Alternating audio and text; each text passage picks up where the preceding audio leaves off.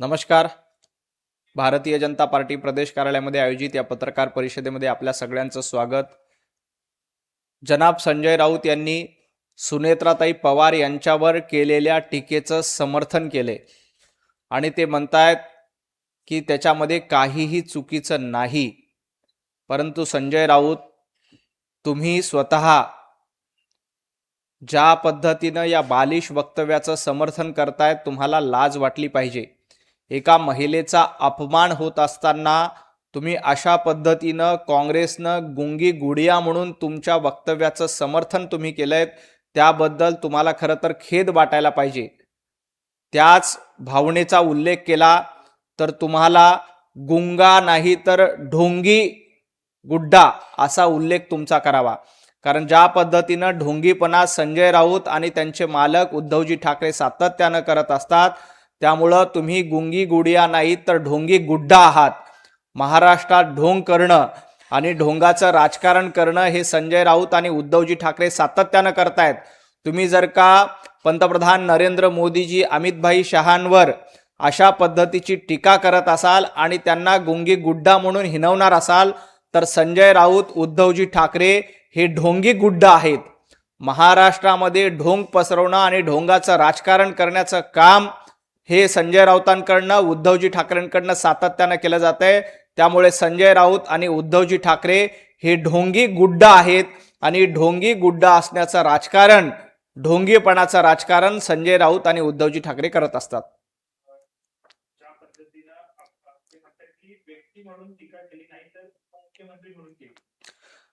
हाच न्याय लावायचा असेल की सुनेत्राताई पवार यांच्यावर व्यक्ती म्हणून टीका केली नाही तर उपमुख्यमंत्री म्हणून टीका केली, हा न्याय जर का संजय राऊत लावायचा असेल तर नारायण राणे साहेबांनी उद्धवजी ठाकरे मुख्यमंत्री असताना व्यक्ती म्हणून टीका केली नव्हती तर मुख्यमंत्री म्हणून टीका केली होती.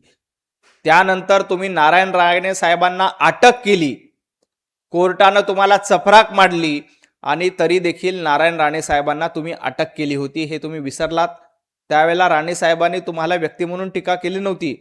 उद्धवजी ठाकरे यांना व्यक्ती म्हणून काहीही बोलले नव्हते. महाराष्ट्राचे नाकर्ते मुख्यमंत्री म्हणून नारायण राणे साहेबांनी उद्धवजी ठाकरेंवर टीका केली होती. त्यावेळेला तुम्ही नारायण राणे साहेबांना अटक केली. कंगना राणौत यांनी तुमच्या विरोधात चुकीचे शब्द वापरले, तुमच्यावर टीका केली म्हणून कंगना राणौतचं घर तोडलं होतं. त्यावेळेला तुम्हाला व्यक्तिदेश आठवला नाही. ज्या वेळेला मोहित कंबोज यांचं घर तोडायला तुम्ही नोटीस पाठवली, त्यावेळेला त्यांनी व्यक्ती म्हणून नाही तर महाराष्ट्राचे मुख्यमंत्री म्हणून तुमच्यावर टीका केली होती. त्यावेळेला तुम्हाला हे ज्ञान आठवलं नाही. आता तुम्ही हे ज्ञान पाजळता. परंतु जेव्हा राणे साहेबांनी तुमच्या मुख्यमंत्री पदाच्या कारभारावर टीका केली होती, त्यावेळेला तुम्ही अटक केली होती. त्यामुळे संजय राऊतांनी हे वक्तव्य करताना थोडंसं आत्मपरीक्षण केलं पाहिजे. आता संजय राऊत सांगतायत महिलांविषयी योग्य भाषा वापरली पाहिजे. संजय राऊत, स्वप्नाताईंबद्दल तुम्ही काय काय शब्द वापरले, काय काय शिव्या दिल्यात हे महाराष्ट्रानं ऐकल्यात. त्यामुळे संजय राऊतांची भाषा नेमकी काय असते? रोज सकाळी संजय राऊत माध्यमांसमोर येऊन शिवीगाळ करतायत, नको नको ते शब्द वापरतायत. ही भाषा योग्य आहे? संजय राऊत, भाषेचं ज्ञान जगाला शिकू नका. तुमच्या भाषेला महाराष्ट्र वैतागलेला आहे. तुमचा ढोंगीपणा हा महाराष्ट्रानं बघितलाय. त्यामुळं तुम्ही ढोंगी गुड्डा आहात हे महाराष्ट्राला ठाऊक आहे.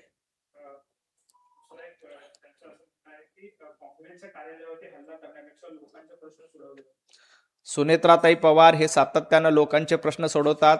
देवेंद्रजी फडणवीस सातत्यानं लोकांमध्ये असतात. एकनाथजी शिंदे देखील सातत्यानं जनतेमध्ये असतात. त्यामुळं घरामध्ये कोण बसतं आणि लोकांचे प्रश्न कोण सोडवतं हे महाराष्ट्राला माहिती आहे. जे स्वतः आणि ज्यांचे मालक 24 तास घरामध्ये बसून असतात, त्यांनी लोकांच्या प्रश्नांबद्दल न बोललेलं बरं. ते असं सांगतायत की आंदोलन करण्यापेक्षा लोकांचे प्रश्न सोडवा. मग संजय राऊत, जेव्हा निखिल वागळे पत्रकार असताना, संपादक असताना त्यांच्या कार्यालयात जाऊन तुम्ही हल्ला का केला होता?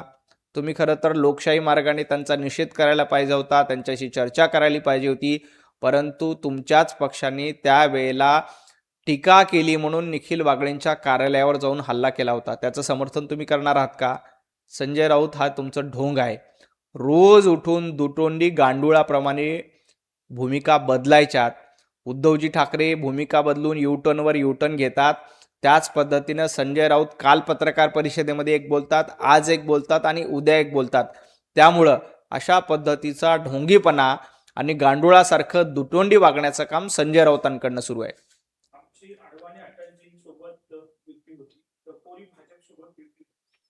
महाराष्ट्रामध्ये टपोरी कोण आहे? महाराष्ट्रामध्ये खंडणीखोर कोण आहे? महाराष्ट्रामध्ये सुपारी घेऊन काम करण्याचं, दलाली करण्याचं काम कोण करतंय हे महाराष्ट्राला माहिती आहे. उद्धवजी ठाकरे हे घरामध्ये बसून असतात. खरं तर अटलजी, अडवाणीजी यांनी हिंदुत्वासाठी तुमच्यासोबत युती केली होती. भारतीय जनता पार्टीने 25 वर्ष हिंदुत्वासाठी तुमच्यासोबत युती केली होती. आमचा हिंदुत्वाचा धागा होता म्हणून भारतीय जनता पार्टी आणि शिवसेनेची युती होती. परंतु आज उभाटा गटाचा आणि हिंदुत्वाचा काय संबंध आहे? यांनी हिंदुत्वाला तिलांजी देऊन, बाळासाहेब ठाकरे यांच्या विचाराला तिलांजली देऊन या ठिकाणी काँग्रेसच्या मांडीला मांडी लावून बसलेत. त्यामुळं तुम्ही आता भारतीय जनता पार्टीसोबत युती करू शकत नाहीत.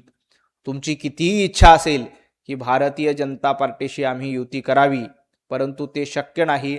जोपर्यंत तुम्ही हिंदुत्ववाद स्वीकारत नाहीत, जोपर्यंत बाळासाहेब ठाकरे यांचे मूळ विचार तुम्ही स्वीकारत नाहीत, तोपर्यंत उभाटा गटाशी युती करण्याचा प्रश्नच येत नाहीत. बाळासाहेब ठाकरे यांचे विचार पायदळी तोडवण्याचं काम संजय राऊत आणि उद्धवजी ठाकरे यांनी केले. तुम्हाला आता हिंदू प्रिय नाही आहेत, तुम्हाला आता जनाब प्रिय झालेले आहेत. त्यामुळे संजय राऊत हे जनाब झालेत, उद्धवजी ठाकरे जनाब झालेत आणि त्यांना आजान स्पर्धामध्ये, याकूब मेमनच्या कोबरीचं सुशोभीकरण करण्यामध्ये, औरंगजेब फॅन क्लब चालवण्यामध्ये इंटरेस्ट आहे. जोपर्यंत ते हिंदुत्ववादी भूमिका घेत नाहीत तोपर्यंत यांच्याशी युती करण्याचा प्रश्नच येत नाहीये. परमवीर सिंगांनी तुमच्या सरकारच्या 100 कोटी वसुलीचं भांड फोडलं होतं. रोज 100 कोटी वसुली करण्याचं टार्गेट हे तत्कालीन गृहमंत्री अनिल देशमुख यांनी पोलिसांना दिलं होतं. संजय राऊत त्यावेळेला उद्धवजी ठाकरे मुख्यमंत्री होते. आता देखील 2019ला पोलिसांच्या वेतनामध्ये करोडो रुपयाचा घोटाळा झाल्याची बाब समोर आली होती. त्यावेळेला मुख्यमंत्री उद्धवजी ठाकरे होते, गृहमंत्री अनिल देशमुख होते. हा 100 कोटी वसुलीचाच भाग होता. रोज 100 कोटी वसुलीच्या टार्गेटचा भांडाफोड कोणी केला असेल तर परमवीर सिंग यांनी केले. आणि परमवीर सिंगांनी तुमच्या भ्रष्टाचाराचा पोलखोल केला होता. आणि ज्या पद्धतीनं पत्र लिहून त्यावेळेला कळवलं होतं की रोज 100 कोटी वसुलीचं टार्गेट हे महाविकास आघाडी सरकारनं, तत्कालीन गृहमंत्र्यांनी, आणि त्यांचे मोरके कोण होते तर उद्धवजी ठाकरे हे होते. उद्धवजी ठाकरे रोज 100 कोटी वसुली करणारे तुम्ही, आणि तुम्ही देवेंद्रजींवर टीका करतायत. ज्या देवेंद्रजी फडणवीस साहेबांनी पोलिसांना एक शिस्त लावली, आज गृह खात्याचा सर्वोत्कृष्ट कारभार महाराष्ट्रामध्ये सुरू आहे. मुख्यमंत्री म्हणून देवेंद्रजींच्या काळामध्ये मेट्रोचे प्रकल्प असतील, जवळपास 300 किलोमीटरचे मेट्रो प्रकल्प वेगानं पूर्ण करण्याचा विक्रम देवाभाऊंच्या नेतृत्वात झालाय. मुंबईमध्ये कोस्टल रोड असेल किंवा मेट्रोचं जाळं असेल, अटल सेतू असेल, हे प्रकल्प वेगानं पूर्ण करण्याचं काम देवाभाऊंच्या नेतृत्वात सुरू आहे. उद्धवजींच्या नेतृत्वात काय होतं? अँटिलिया समोर बॉम्बस्फोट करणं. उद्धवजींच्या नेतृत्वात काय सुरू होतं? मेट्रोला विरोध करणं. उद्धवजींच्या नेतृत्वात काय सुरू होतं? 100 कोटी वसुली करणं. उद्धवजींच्या नेतृत्वात काय होतं? नारायण राणे साहेबांना अटक करणं. उद्धवजींच्या नेतृत्वात काय होतं? कार्टून फॉरवर्ड केलं म्हणून नौदल अधिकाऱ्याला मारणं. हे उद्धवजींच्या नेतृत्वात आहे. तर देवाभाऊंच्या नेतृत्वात महाराष्ट्राचा गाडा पुढे जातोय. मेट्रो, कोस्टल रोड सारखे अनेक चांगले प्रकल्प, वाढवण बंदरासारखे 70,000 कोटीचा प्रकल्प महाराष्ट्रात देवाभाऊंच्या नेतृत्वात आलाय. जरा उद्धवजी ठाकरे आपल्या कारकिर्दकडे बघा. तुमची कारकिर्द काळवंडलेली होती, तर देवाभाऊंची कारकिर्द सूर्यप्रकाशा इतकी स्वच्छ आणि वेगवान विकासाकडे घेऊन जाणारी कारकिर्द आहे.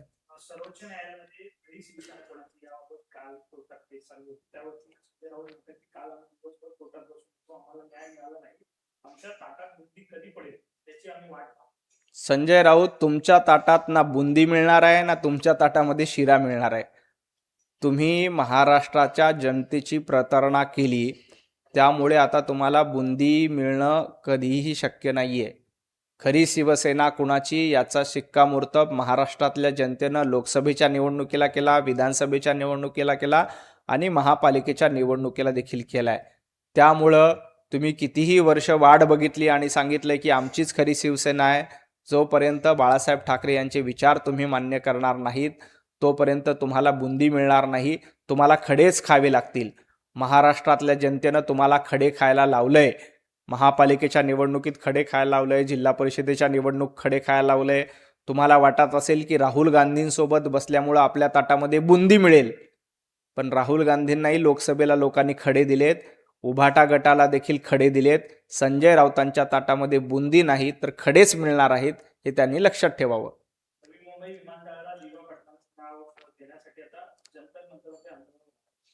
संजय राऊतांनी आधी सांगावं की दिबा पाटलांच्या नामांतराला कुणी विरोध केला होता. दिबा पाटलांचं नाव देऊ नये यासाठी संजय राऊतांनीच पत्रकार परिषद घेतली होती आणि पत्रकार परिषदेमध्ये सांगितलं होतं की नवी मुंबई आंतरराष्ट्रीय विमानतळाला दिबा पाटलांचं नाव देऊ नये ही भूमिका संजय राऊत यांनी घेतली होती. त्यामुळे संजय राऊतांनी दिबा पाटलांच्या नामांतरावर न बोललेलं बरं. योग्य वेळी केंद्र सरकार या संदर्भात निर्णय घेईल. राज्य सरकार देखील त्याबद्दल सकारात्मक भूमिका मांडते. महापौर बंगल्याच्या नूतनीकरणाचा एक प्रस्ताव पूर्ण एकदा आलेला आहे. विरोधक टीका करतात. महापौरांना स्पष्टीकरण देण्यात आले आहे की प्राणी संग्रहालय जे आहे त्या प्राणी संग्रहालयाच्या अंतर्गत हे काम होणार आहे. सातत्यानं खोटं बोलून मुंबई महापालिकेला बदनाम करण्याचं कारस्थान हे उभाटा गटाकडनं केलं जातंय. ज्या उद्धवजी ठाकरे, संजय राऊत, आदित्य ठाकरे यांनी मुंबई महापालिकेला 25 वर्ष लुटलं, आता त्यांची कमिशनखोरी बंद झाल्यामुळे जाणीवपूर्वक भारतीय जनता पार्टीला आणि महापौरांना बदनाम केलं जातंय. आज सांगितलं गेलं की महापौरांच्या बंगल्यावर खर्च होतोय, पण वस्तुस्थिती काय आहे? महापौरांच्या बंगल्याच्या ठिकाणी प्राणी संग्रहालय आहे, त्या प्राणी संग्रहालयासाठी खर्च केला जातोय. तरी देखील खोटे आरोप करायचे आणि महापौरांच्या बंगल्यावर खर्च केला जातोय असं सांगायचंय, हे उभाटा गटाचं धोरण झालंय. रोज उठा, खोटं बोला आणि खोटी टीका करा, हा उभाटा गटाचा धंदा झालाय. संजय राऊत तुमचा धंदा झालाय.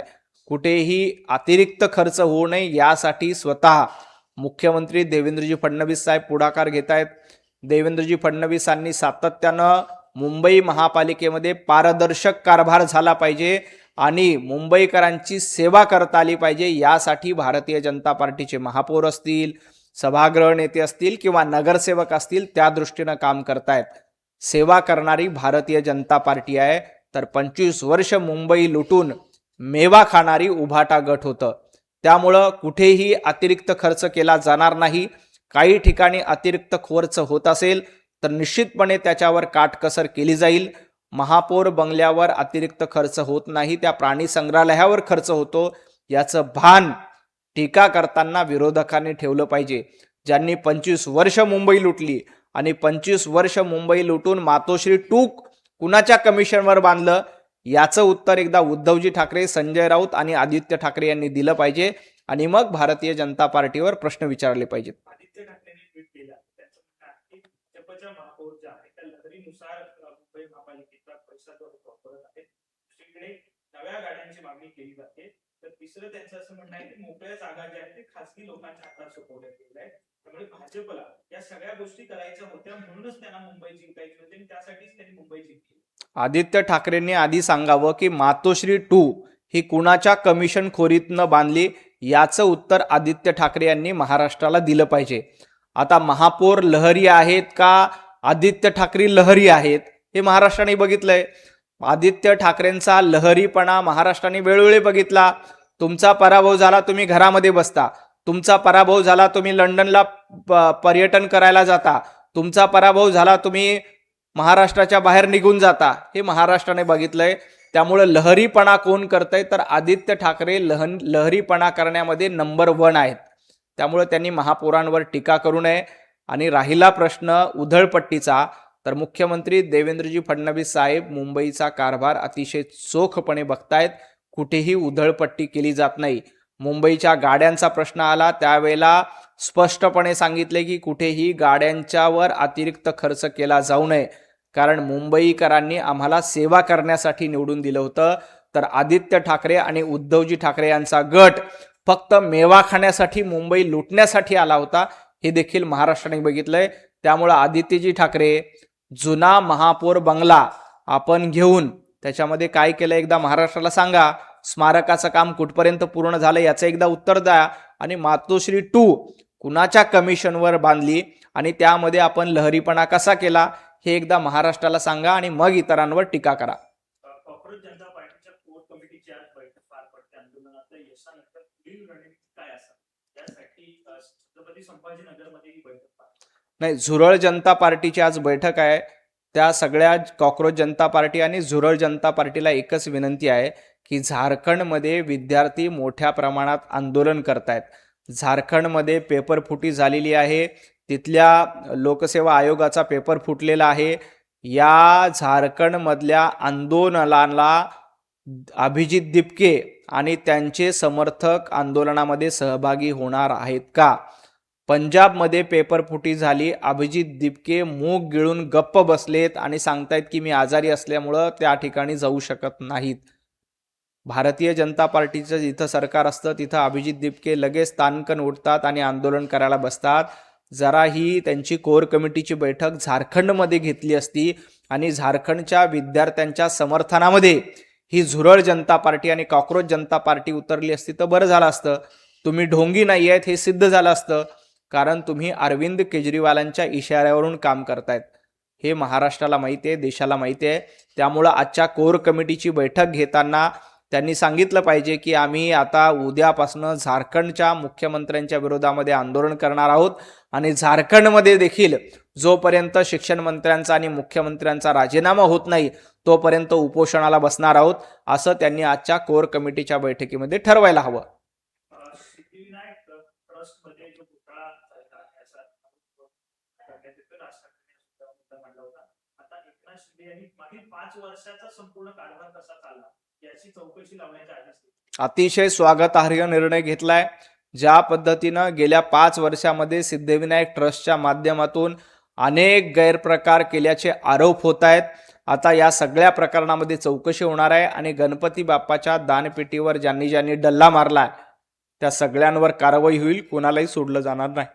मुंबईमध्ये काही पोस्टर्स आणि बॅनर्स असे लागलेले आहेत. त्या ठिकाणी त्या बाजूला तरुणाचा फोटो आहे तर दुसऱ्या बाजूला मोदींचा फोटो असल्याचे पोस्टर्स काही अज्ञातांकडे लावण्यात आले. त्यावरती लिहिलेलं आहे की आम्ही सोबत आहोत.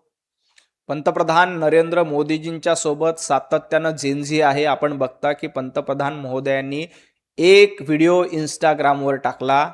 जेवढा समर्थन झुरळ पार्टीला मिळालं नव्हतं, जेवढं समर्थन राहुल गांधींना मिळालं नव्हतं, त्याच्या 10 पट समर्थन पंतप्रधान नरेंद्र मोदीजींच्या एका व्हिडिओला गेलाय. आज आपण बघतो की सातत्यानं फर्स्ट टाइम वोटर हे पंतप्रधान नरेंद्र मोदीजींच्या पाठीशी असतात, भारतीय जनता पार्टीच्या पाठीशी असतात. फर्स्ट टाइम वोटरच्या जीवावर भारतीय जनता पार्टीनं 2014ची निवडणूक जिंकली, 2019ची निवडणूक जिंकली आणि 2024ची निवडणूक जिंकली आणि 2029ची निवडणूक देखील आम्ही फर्स्ट टाइम वोटर आणि जेएनजीच्या समर्थनातच जिंकणार आहोत. कारण सातत्यानं तरुणांसाठी स्टार्टअप असेल, मेक इन इंडिया असेल, मेड इन इंडिया असेल, यासारखे प्रकल्प पंतप्रधान नरेंद्र मोदीजी करतायत. तरुणाईला उद्योग मिळाला पाहिजे, ते पायावर उभं राहिलं पाहिजे, यासाठी सातत्यानं मोदी सरकारची वेगवेगळी धोरणं आहेत. त्यामुळं ही तरुणाई जेनझी पंतप्रधान नरेंद्र मोदीजीच्या भारतीय जनता पार्टीच्या पाठीशी खंबीरपणे उभी राहील.